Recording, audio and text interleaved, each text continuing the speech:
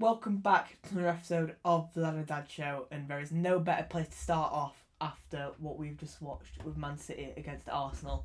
A massive result for Man City, isn't it? It's like, it sort of feels like it's theirs to lose now, and it's definite they are going to win it, which I think they are. Yeah, great game. I really enjoyed it. It's a good game to watch. A lot of games these days, when there's a lot of pressure on, you'll see the teams being scared to lose. Whereas I felt, but there were a lot of pressure on Arsenal. We were all talking about Arsenal bottling the league and being negative, and Yeah. I thought they really went for it. I thought Yeah. they played really, really well.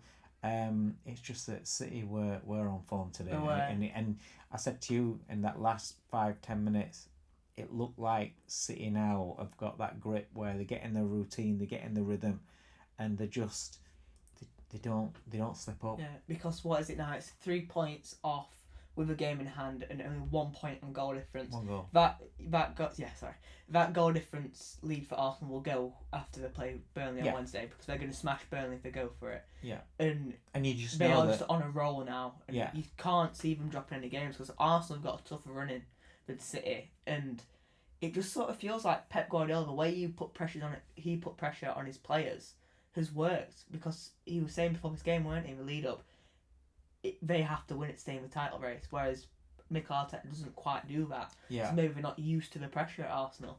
So it's a good tactic. Yeah, well, the experience that's in that change rooms Yeah. and the experience of Pep Guardiola as well. I think they're used to high pressure situations. They've won that many titles. They're that successful. The winners, and winners don't fear pressure, and that's how it is. Yeah. Arsenal haven't won anything yet. Arteta as a manager, apart from a cup, he's not won anything major yet, and you can see that in his style. He wants to protect his players from the pressure. Yeah. But I think that when you protect players, sportsmen, athletes, whatever, from pressure, when the pressure comes, they crumble because they don't know how to handle it. Yeah. Like I said, City, they do, and in that style that Pep's got, he's put before the game today, he was talking about if they lose it, then it's over. Yeah. That's the pressure on the players. He's saying, go out there and win the game, and they did. I thought, overall as a team, I thought Bernardo Silva was excellent today. Yeah. So what a player he is. I think City are going to miss him when he goes at the end of the season. Yeah. And from Arsenal's point of view, they're not actually creating that many chances, because the goal today is from a howler from Donnarumma. Yeah. Where in that first 20 minutes they press City really, really high, but they're not creating, and it's like in the last 7 minutes of extra time, of added time, they weren't just they were playing about with it at the back. Yeah. And it's like you're watching it, and it's like you need a goal, and he took Eze off, and he brought Trossard on, and I would have rather seen Max Dowman come on, because he is fearless. He just creates stuff, whereas Trossard is a bit more safety and like hesitant to go at defenders. Yeah, no, Downing's fearless without doubt. Arteta's got his reasons, but I'm with you. I'd rather have gone with him because he'd have just gone for it. Yeah. In terms of listen, they did have some chances. Eze hit the post. I think they hit the post a couple of times in the game. They did have some chances, but I get what you're saying. They don't look like a team that's going to create chances. In that last 7 minutes of added time, they had that one chance where Havertz, he's got to score that. He's got to score that. When you talk about top level players, he's got to score. What a great cross it was, wicked delivery. But other than that, they were struggling to find a telling threat. Just too patient. Just bang it up there. Just go old school, like get it wide and bang it in. Get it wide and get it. Do you know what I mean? Especially when you've got some physical players there, get them up. I think Arsenal. It's not just about today. The loss today. It's how they've been stuttering along. Yeah. And they've allowed that 9-point lead to be whittled away, and then today's like the punctuation mark where City have just stamped on them and just said, "This is our title." Yeah. So now, on the back of everything that's going with this run that they've been on, you got to think, how's that dressing room going to feel, and how are them players going to feel now coming out for this last running now? Really, once you see it in the table, once City played Burnley, Yeah. and I said to you, if as soon as City go in front against Burnley, they're going to go for another, and because Pep's telling them goal difference. Yeah. And City are a machine that when they start getting a couple of goals, and when they get that roll, they just keep on going. How many times have we seen them score like 6 and 7s? Yeah. You know, so I do think that once the Arsenal players see City at the top of the league, I think heart's just going to sink, and I think. Yeah, I think it's done, mate. I can't see City slipping up. I'm in the same boat as you. I think it's done as well, and it's like it is now City's to actually lose. Yeah, and I've always said to you, I don't think you've been telling me for ages you think that Arsenal are going to bottle it. Yeah. But I've always said no. I think they'll, even when they've had that slip, I thought no, they'll be all right. They'll find their way through, and I still fancy them. Now I don't. I can't see how City, with that experience that's in the team and with the manager, I think the difference is the manager holding them together. And I can't see how they're going to let it slip. I do agree with you. What do you guys think about that? And it's that time of week again. My favourite topic, Spurs. I'm being deadly serious now. It's looking really, really likely. Because Forest beat Burnley. That's a great win, by the way. Leeds, again, unfortunately, beat us early on in the week. And it's now... Leeds are on 39, they're safe. Yeah. Forest are on 36. And then it's a big gap to West Ham, who play tomorrow against Palace. But when you've got Spurs on 31, they due to Brighton, it was a last minute equaliser from Brighton. So what the fans and players are thinking there, it's really like, for a Spurs fan, it must be so disheartening just seeing your team down there, and actually you could go down. Well, the thing is, it's like yesterday's game. Spurs are winning, going into last stage of the game. They must have thought, we've turned the corner, we've showed this fight, we're going to get us win here. And to have that snatched away at last minute, wow. And that, like you say, that's going to break some hearts. Now you see what Forest went out and did. Forest went 1-0 down. At half time as well. They've turned it round and had a great result. It's West Ham and Spurs. That's all it's down to. That's all it is now. It's a straight shootout, I think. So if West Ham beat Palace tomorrow, is it done? That goes to 4 points. 4 points. Listen, it's not done, but you've got to think. In terms of form, they've got 4 points to make up on West Ham. Who West Ham have been showing fight and been getting results lately. Dragging themselves out where it looked like it for them. They were gone. Really, yeah. So they've shown that fight and they've showed that form.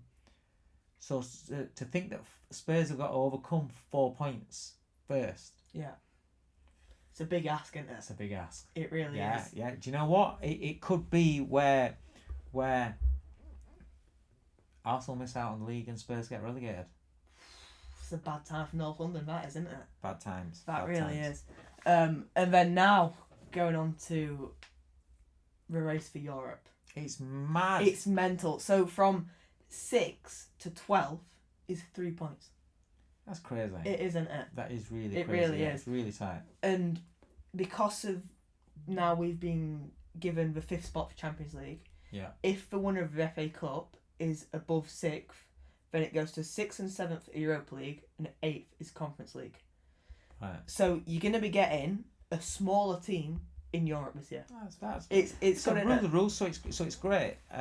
It's great to see small, because what that does cash flow from and things like that, and just prestige and for the fans, loyal fans. Yeah. So it's great for them. It's great for them to be able to achieve that. I still think it's 8 teams. 8 teams playing in Europe. It's too many. Because we had this discussion earlier on. Yeah, it is too many. But it is what it is. But enjoy the race, because you want a lot of times coming to this sort of season, this part of the season, and that middle portion of the league is dead, and the games don't mean anything. No one's playing for anything. The games are trash. Nobody's playing for anything, and it's boring. It's boring for the fans. This season, everybody's playing for something. Yeah. Everybody's playing for something.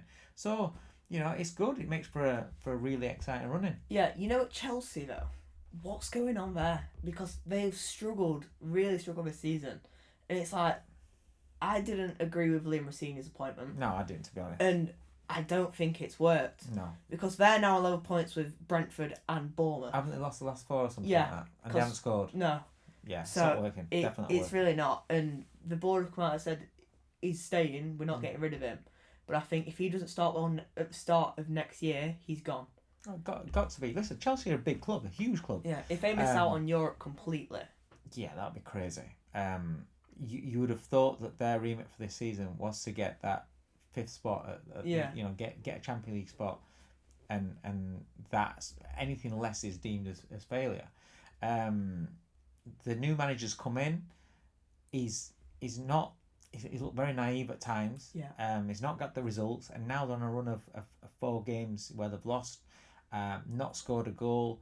It's not looking good. No. And so listen, I'm not saying he's not a good manager, but to be able to manage the big clubs, Chelsea are an elite club. Yeah.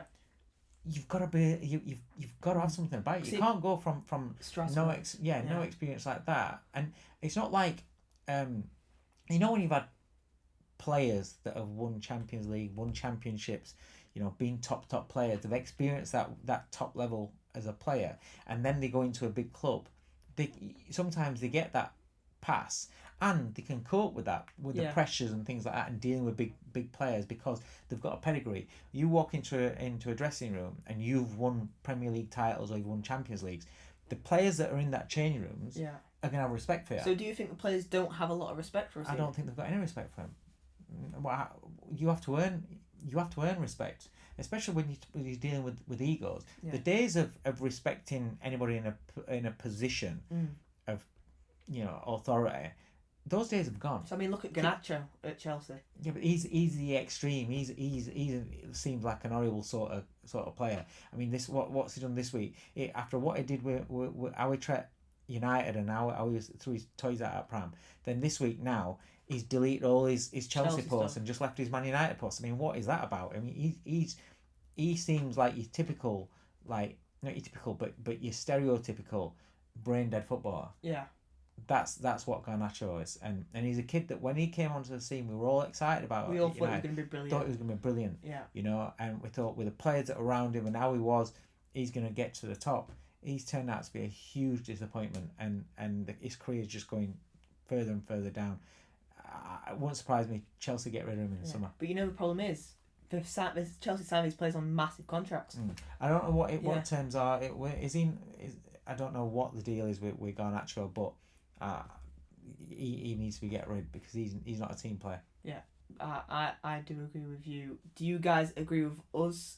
And do you think Arsenal win the league, City win the league, and Spurs, can they actually go down? Let us know in the comments. Arsenal win the league and City win the league? Or City win the league. Come on, give me a bit of slack. Get it right. We'll catch you guys in the next video. Thanks for watching.